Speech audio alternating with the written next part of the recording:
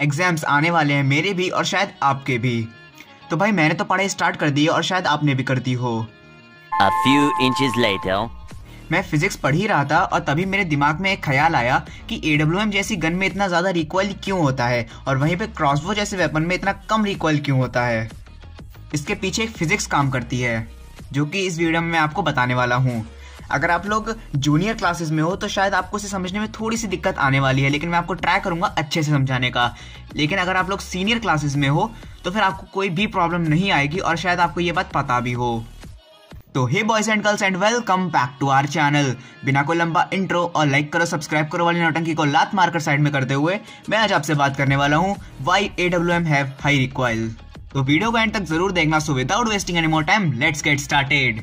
आप लोगों ने न्यूटन के बारे में तो सुना ही होगा। हाँ, वही जिसकी खोपड़ी पे सेब गिरा था। मैं तो कह रहा हूँ कि नारियल गिरना चाहिए था, साले का वहीं खेल खत्म हो जाता। हाँ, तो अपने जो न्यूटन है, आइजैक न्यूटन, उन्होंने फिजिक्स के 3 लॉज दिए थे जो कि 3 लॉज हैं मोशन के। अब मोशन क्या होता है? अगर कोई ऑब्जेक्ट एक जगह से दूसरी जगह पर जा रहा है तो इसका मतलब वो एक मोशन कर रहा है।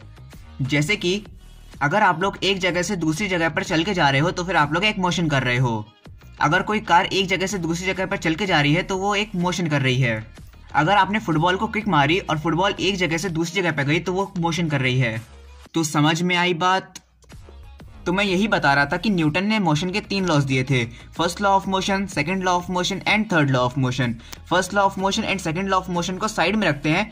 हमारा जो टॉपिक है कि AWM जैसी गन में इतना ज़्यादा रिकॉइल क्यों होता है, तो उस टॉपिक में थर्ड लॉ ऑफ मोशन लगता है। तो हम लोग उसी की बात करेंगे। रुको जरा, सब्र करो।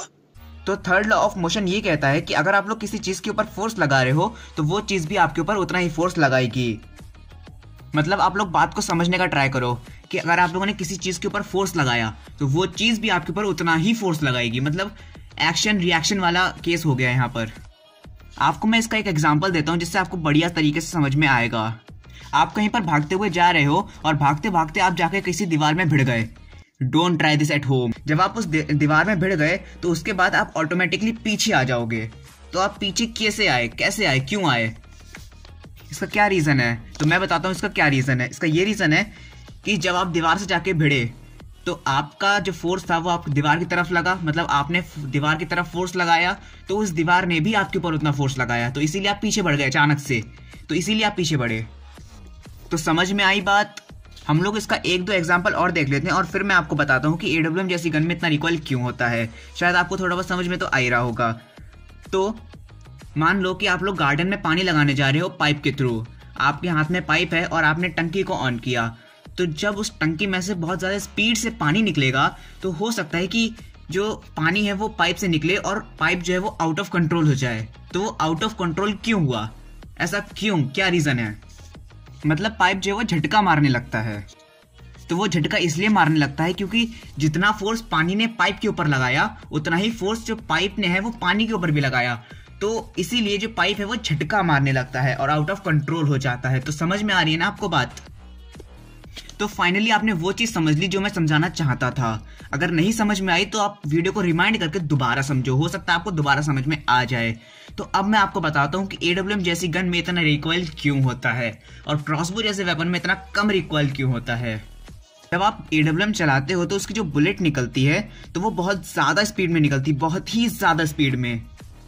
तो जितनी ज़्यादा बुलेट की स्पीड होगी तो उतना ही फोर्स जो है वो बुलेट गन के ऊपर लगाएगी और उतना ही फोर्स जो गन है वो बुलेट के ऊपर भी लगाएगी। तो इसीलिए जो गन है वो झटके मारती है। उसी झटके मारने को हम लोग बोलते हैं रिकॉइल। तो समझ में आई बात? और वहीं पर अगर हम लोग केस ले लें क्रॉसबो का तो उसकी स्पीड, मतलब उसका जो एरो होता है उसकी स्पीड बहुत ज़्यादा कम होती है। इतनी कम कि उसका रिकॉइल पता ही नहीं चलता। मतलब जितनी कम उसकी स्पीड होगी एरो की और उतना ही कम भी उसका रिकॉइल भी होगा। तो अब शायद आपको पता चल गया होगा कि AWM जैसी गन में इतना रिकॉइल क्यों होता है और क्रॉसबो जैसे वेपन में इतना कम रिकॉइल क्यों होता है। क्योंकि इसमें थर्ड लॉ ऑफ मोशन लगता है जो कि न्यूटन ने दिया था, अपने न्यूटन ने। यार फिजिक्स मेरा फेवरेट सब्जेक्ट है, फिजिक्स और math. So that's it guys, आज के लिए इतना ही। आई होप आपको वीडियो पसंद आई होगी। अगर तो वीडियो पसंद आई हो तो चैनल को सब्सक्राइब करके वीडियो को लाइक जरूर कर देना। और गाइज मैं मिलता हूं आपसे अगली वीडियो में, तब तक के लिए गुड बाय।